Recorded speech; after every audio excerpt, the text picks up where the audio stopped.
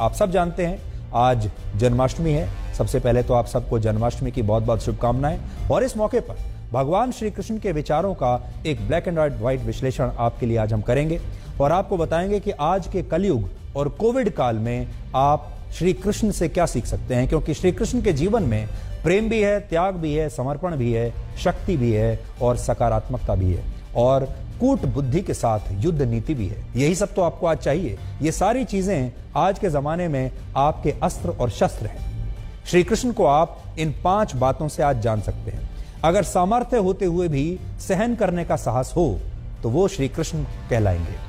द्वारिका का वैभव होने के बाद भी अगर सुदामा जैसे मित्र को गले लगाने का साहस हो तो वो श्री कृष्ण है। सुदर्शन चक्र जैसा शस्त्र होने के बाद भी अगर उनके हाथ में मुरली रहती है तो वो श्री कृष्ण ही हो सकते हैं।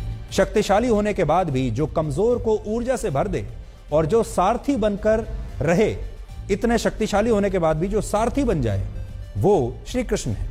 और जो संघर्ष को हर परिस्थिति में जीतने का विश्वास रखता हो वो श्री कृष्ण है। श्री कृष्ण के जीवन में उनका सब कुछ छूट गया, फिर भी वो कभी विचलित नहीं हुए।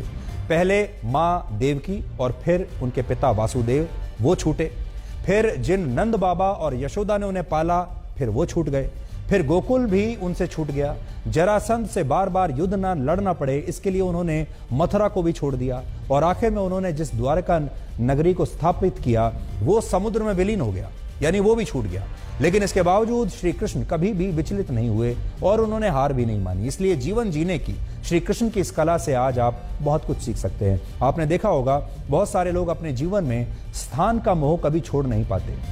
वो जिस दफ्तर में काम करते हैं, जिस घर में रहते हैं, जिस कुर्सी पर बैठे होते हैं, जिस प्रोफाइल पर, जिस पद पर बैठे होते हैं, उससे उन्हें बड़ा लगाव हो जाता है और उस स्थान के साथ वो अपनी जड़ों को जमा कर बैठ जाते हैं। जबकि कोविड ने हमें सिखाया कि जीवन में स्थान नहीं, स्थिति मायने रखती है। जब कोविड की वजह से लोग बाहर नहीं निकल सकते थे तब घर ही दफ्तर बन गया था। लोगों ने वर्क फ्रॉम होम के जरिए यह समझा कि किसी स्थान पर आपकी शारीरिक मौजूदगी अब आवश्यक नहीं है और आप कहीं से भी कुछ भी कर सकते हैं।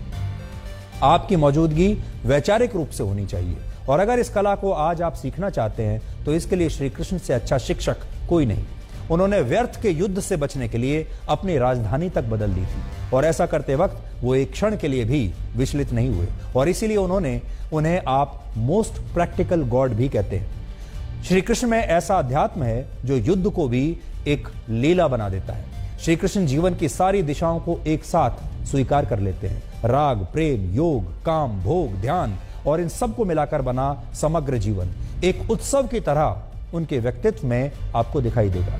श्री कृष्ण जीवन के विरोधाभास और परेशानियों से कभी भागते नहीं, बल्कि वो ऐसी जटिलताओं को पूरी समग्रता के साथ स्वीकार करते हैं और उनके द्वारा दिया गया गीता ज्ञान भी उनके इस विशाल व्यक्तित्व की पूर्ति करता हुआ नजर आता है। और श्री कृष्ण का जीवन जीने का जो तरीका है वो अपने आप में एक इनोवेशन है। आज के जमाने में मित्रता के मायने भी बदल गए हैं। अब किसी भी व्यक्ति से मित्रता उसका स्टेटस देखकर की जाती है, लेकिन श्री कृष्ण मित्रता को मात्र एक रिश्ता नहीं मानते। उन्होंने सुदामा को मुश्किल समय में भी सम्मान देकर एक मिसाल पेश की थी और यह बात तो आप जानते ही हैं कि श्री कृष्ण और सुदामा का रिश्ता अमीर, गरीब और ऊंच नीच इन सब से ऊपर था। इसलिए आज की युवा पीढ़ी उनसे बहुत कुछ सीख सकती है, क्योंकि आजकल मित्रता फ्रेंडशिप डे और फ्रेंडशिप बैंड्स तक ही सीमित रह गई है। कृष्ण देवकी और वासुदेव के पुत्र थे, लेकिन उनका वृंदावन में पालन पोषण यशोदा और नंद ने किया था। भगवान श्री कृष्ण के दोनों माता पिता, उन्होंने अपने दोनों माता पिताओं की सेवा भी की और दोनों माताओं को बराबर स्थान दिया।